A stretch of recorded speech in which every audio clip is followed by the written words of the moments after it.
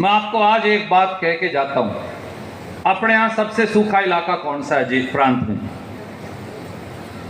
ये मैम से ऊपर से शुरू हो जाता है, रोहतक में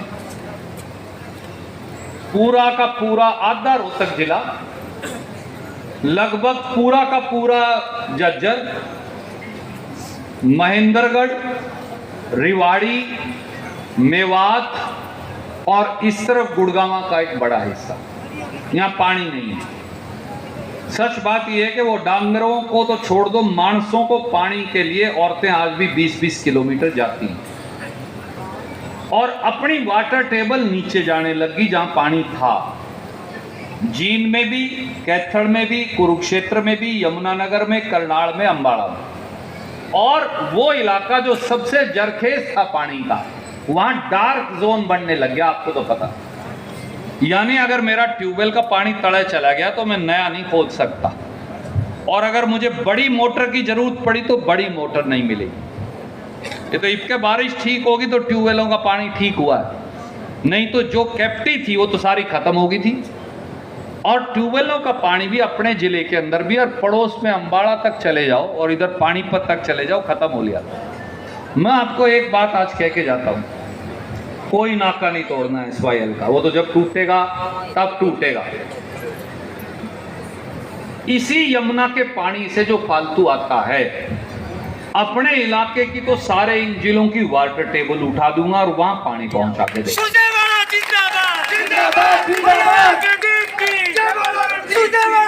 आखिरी बार हरियाणा में बिजली पैदा आपके इस अजीज ने की थी, उसके बाद बिजली नहीं पैदा हुई 9 साल से। मैं कोई कारखाना नहीं है हरियाणा के अंदर, जरूरी भी नहीं अब कारखाने लगाना। जब सरकार थी, बहुत कम लोगों को मालूम है, हरियाणा के लोगों की मलकियत बनाकर 2 कोयले की माइन भाई साहब मैंने खरीद ली थी हरियाणा सरकार के लिए। तो हरियाणा के लोगों की मलकियत है, वहीं बिजली घर लगा के वहीं से लाइन खींच के बिजली लेकर लाके आपको दिखाएंगे, ताकि जो आज दुखी हैं लोग, ये बिजली इसलिए चल गई कि जो मैंने बनाई थी वो 2023 दिसंबर तक की बिजली है, उसके बाद खत्म हो जाएगी। तो उसके क्यों जनसंख्या बढ़ती है, खपत बढ़ती, ज़रूरत बढ़ती। तो मैं आज आपको कहकर जाता हूँ, सरकार बदलेगी, हरियाणा दूसरे प्रांतों को बिजली सप्लाई करा करेगा, इस प्रकार का। और तीसरा, खेती का भाव नहीं देता हमको कोई। अब तो कपास के भाव 3-4 साल से ठीक है, नहीं तो अपने से ऊपर समझ लो, नरवाना शहर से ही कहता हूं मैं तो, नहीं तो दड़ौदा से ऊपर और दड़ौदा के समेत आधी बेल्ट कपास की है, सरसा और फतियाबाद तक, और इस तरफ भिवानी तक, और हिसार का एक बड़ा हिस्सा भी उसमें आ जाता है। इनकी खरीदता नहीं कोई मौके के ऊपर। अब तो 3-4 साल से रेट चढ़ा इसलिए हम भूल गए, नहीं तो कपास कैसे लुटती थी आपको पता है, एक बारिश में खत्म हो जाती है फसल। कपास हो, कणक हो, जीरी हो, और इनके साथ साथ सूरजमुखी हो, बाजरा हो, बहुत सारे दक्षिण हरियाणा के इलाके में बाजरा पैदा करते हैं, ज्वार हो, दूसरी और फसलें हो, और अपनी GT रोड के ऊपर आलू और प्याज भी लगाता है किसान, बहुत सारा। सब्जी तो चलो बिक जाती है, आलू और प्याज लगाता है। मैं आज आपको कहता हूं, एक अलग स्कीम बना के देंगे, जिसमें अगर किसान को MSP का रेट नहीं मिलेगा तो MSP से कितना भी कम मिलो, सरकार उसके खाते में वो पैसे डाला करेगी, एक किसान का वो खा लेने जाएंगे। और जो हमारे SC-BC के भाई बहन हैं, बुजुर्ग हैं, इनके पास तो जमीन भी नहीं, अब तो जमींदार के पास भी जमीन नहीं, वो भी मुजारा है। 1-1, 2-2 किले जमीन थी, वो किल्टे काल्टे अब लिए जा, किसी के पास 5-4 किल्टे रह रहे, बाकी नहीं तो चली गई। अब तो डबड़ियों में आ गए लोग, और पटे पे लेके मातड़ साथी ज्यादातर जमीन काश्त करते हैं। किसान भी अब मुजारा बन चुका है, तो मजदूर क्या करें? वो पुश्तैनी धंधा नहीं कर सकता। कितने लोग सीरी का काम कर सकते हैं? जब किसान सीरी बढ़ गया, फिर सीरी कहाँ जाए? उसके पास कोई रोजगार बचा नहीं है। और सरकारें नाम के लिए SC-BC का नाम लेती हैं, जैसे खट्टर और ने लिया, काम कुछ नहीं करती उनके लिए।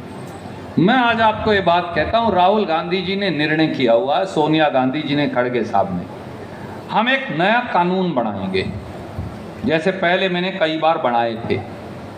एक ज़माने में आरक्षण दिया, अब आरक्षण का भी कोई लाभ नहीं, नौकरी ही नहीं है, क्या करें अगले आरक्षण का, चाहते हैं उसको, उसमें से कुछ निकल तो रहा नहीं।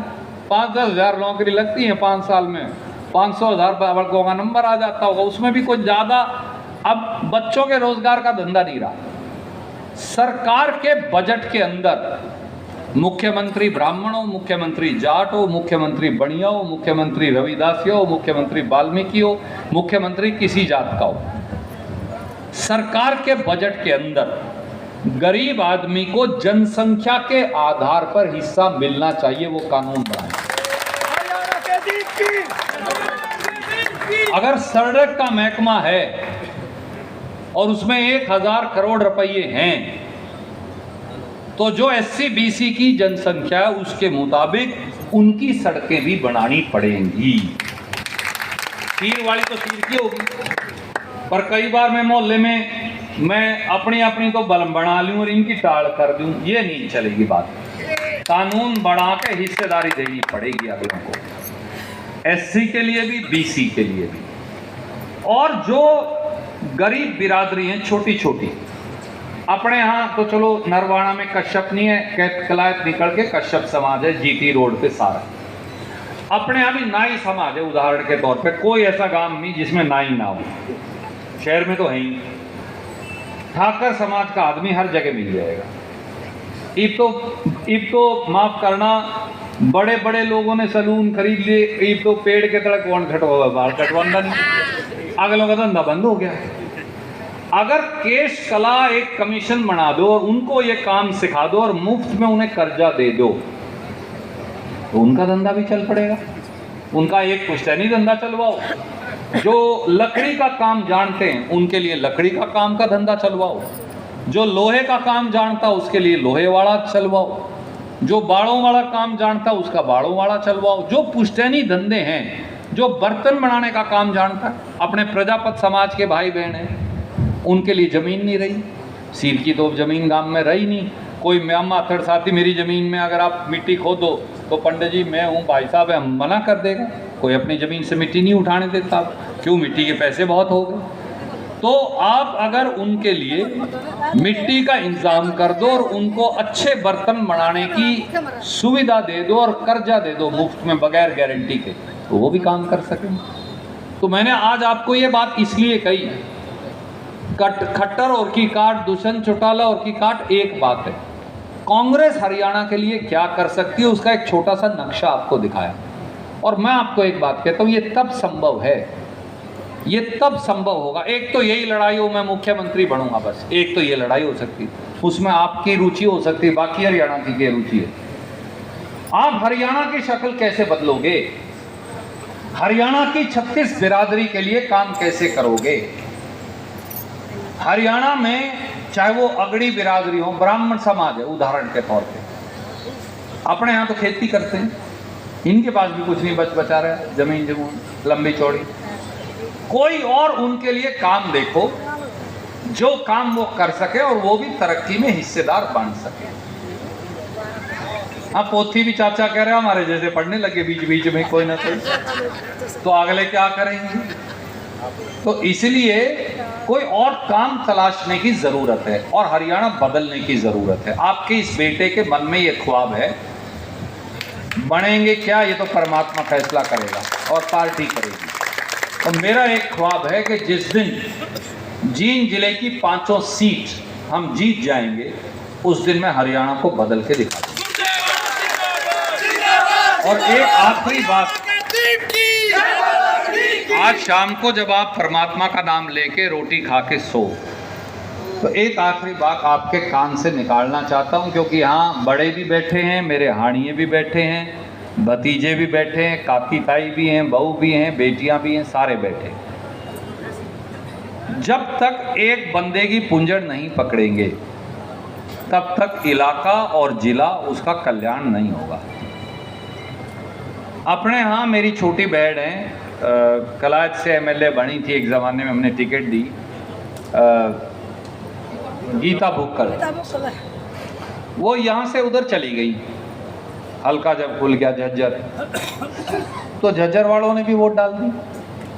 गीता भुक्कल को थोड़ी डाली थी, डाली तो उनको थी, अगले मालिकों को, जो लीडर थे वहाँ के। उसका नतीजा ये हुआ कि उनको राज मिल गया। हम ये कहें, मैं ब्रिशबान मोर साहब, भाई साहब, हम जाके कहें यार इसकी पर्ची दे दे, बोले नो तो आवेगा तेरी दे देंगे, मेरी तो मिल नहीं सकती, इसकी दियो ना, ये ले। अब मेरी मिल नहीं सकती, इसकी दियो ना, ये ले। फिर क्या बच गया? कुछ नहीं बचा साहब। लीडर वो बनता है जो एमएलए बनाकर ला सकता है, जिसके नाम पे एमएलए बनते हैं। हरियाणा के दीप और पार्टी भी तो सिर गिनती है ना साहब, बड़ी खरी बात है, इसमें कोई बुरी बात नहीं। पार्टी सिर गिनती है ना, जब सिर गिनने की बात आती है आपको रणदीप तेरी दे देंगे। अब रणदीप तो लड़ नहीं सकता यहाँ से, मेरे कहने से आप एमएलए बढ़ाओ ना, फिर मैं क्या करूँ आके? फिर न्यू को राज भी ला के दे, कहाँ से ला के दूँ राज? तो साहब जिस दिन जींद के 5 एमएलए आप कांग्रेस पार्टी के रणदीप के कहने से बना देंगे, उसी दिन राज मिल जाए। मेरी बात आपको सही लगे, मेरी बात आपको सही लगे तो इस पर गौर करिएगा। हम बाहर से, सरसा से, फतेहाबाद से बनाते हैं, अपने वालों को क्यों नहीं बनाते? तो इसलिए आज शाम को जब सोएं, मेरी आखिरी बात यही थी, इस बात पर विचार करिएगा। लीडर इलाके से बनता है और इलाका लीडर से बनता है। बहुत बहुत शुक्रिया। राम राम।